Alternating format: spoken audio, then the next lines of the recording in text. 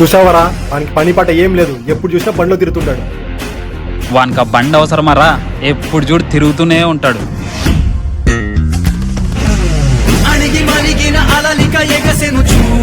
చూసావరా, ఎప్పుడు మొబైల్ చూస్తుంటాడు. మొబైల్ చూసే బదులు ఏమైనా పని చేసుకోవచ్చు కదా. అవునరా, కరెక్ట్ చెప్పావు. ఎంత చెప్తున్నా అన్ని వింటుంటాడు. వెనకాల ఏం చేస్తున్నాడో.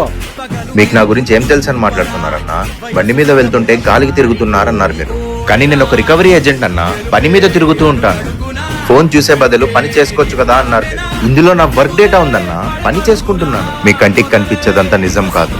అలానే నోటుకొచ్చినట్టు మాట్లాడడం చాలా తప్పు. ప్రతి విషయంలోనూ నన్ను ఇంత గుచ్చి అడుగుతున్నారే, ఇంతకు మీరేం చేస్తున్నారన్నా? జాబ్ ట్రై చేస్తున్నాం. నలుగురికి మంచి చెప్పాలనుకున్నప్పుడు ఫస్ట్ మీరు కరెక్ట్ గా ఉండండి అన్న, ఆ తర్వాత నలుగురికి చెప్తారు.